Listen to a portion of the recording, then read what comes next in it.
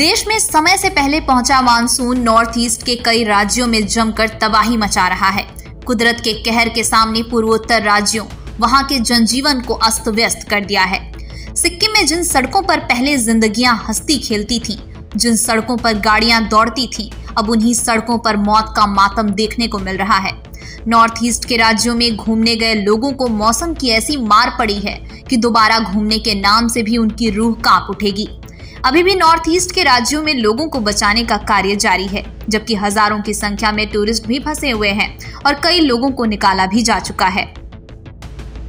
पूर्वोत्तर के कई राज्यों में बारिश और भूस्खलन का कहर जारी। पूर्वोत्तर राज्यों में बारिश और भूस्खलन के कारण कई जिंदगियां दांव पर हैं। मौसम विभाग ने अगले 2 दिनों तक भारी बारिश की संभावना जताई है। भूस्खलन के चलते फंसे लोगों को सेना द्वारा लगातार रेस्क्यू किया जा रहा है, जबकि बारिश और लैंडस्लाइड से अब तक 14 से ज्यादा लोगों की जानें जा चुकी हैं। एनडीआरएफ द्वारा अब तक 1200 से ज्यादा सैलानी सुरक्षित निकाले गए हैं। I'm at Chatin and I'm at the location where there was a massive landslide which occurred on the night of 1st of June. But as a prelude to this, I must tell you that very heavy rains have been experienced in this area from 30th of May onwards. And the rains were so heavy and unprecedented that if you take your attention, which is on this on the other side of the mountain, you can see this huge waterfall and the huge river which has been created on the landslide, which never existed before. And because of which we carried out certain precautionary evacuations. However, this area being stable and totally nothing was anticipated here, so there were around 50 to 70 personnel who were residing here. But on the unfortunate night of 1st of June, there was a very heavy landslide, because of which we had to carry out evacuation. रविवार शाम सिक्किम के लाचेन जिले के छातेन इलाके में भारी बारिश के कारण भूस्खलन हुआ था।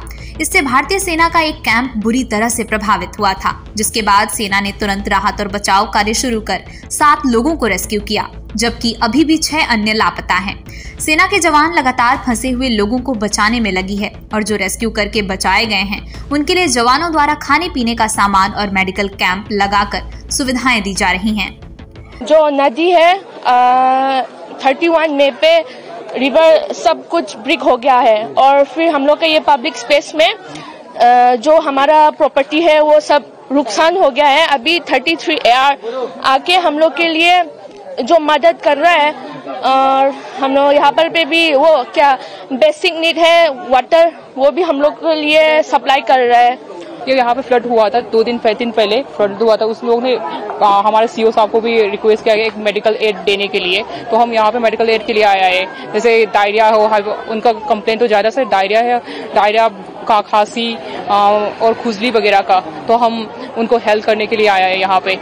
I think almost more than 200 अभी तक 200 के आसपास का आदमी हमने मेडिकल का ट्रीटमेंट वगैरह और फ्री में मेडिसिन वगैरह भी दे रहे हैं उनको। तो कभी डायरिया भी इस तरह का हाँ, इसमें डायरिया तो होते ही रहते हैं, क्योंकि अब तो डायरिया भी वाटर बोर्न डिजीज के अंदर में आता है, तो ज्यादा सा वो होता है, इसीलिए हम ORS वगैरह जो प्रोबायोटिक्स वगैरह भी दे रहे हैं उनको फ्री पे।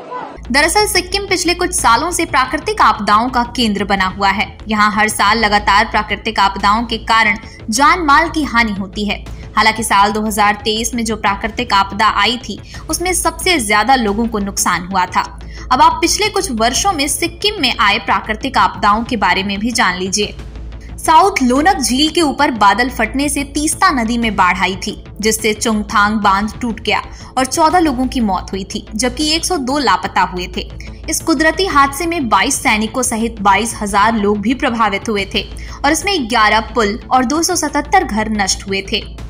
जून 2024 मंगन और लाचुंग में भारी बारिश और भूस्खलन से 1200 से अधिक पर्यटक फंस गए थे। इसमें सड़कें बह गई थीं और जनजीवन भी प्रभावित हुआ था। मई 2025 उत्तरी सिक्किम में भूस्खलन से सड़कें बंद हुई हैं और कई घर तबाह हुए हैं। सांगकला और फिडोंग के बीच सड़क संपर्क टूटने से अभी भी कई पर्यटक फंसे हुए हैं। सिक्किम में मचे इस हाहाकार को देखते हुए सिक्किम प्रशासन, पुलिस और सीमा सड़क संगठन यानी BRO लोगों की सुरक्षा में लगी है और फंसे पर्यटकों और लापता लोगों की तलाश में जुटी हैं। बचाए गए लोगों के लिए 26 राहत शिविर बनाए गए हैं, जिनमें 2080 लोग रह रहे हैं।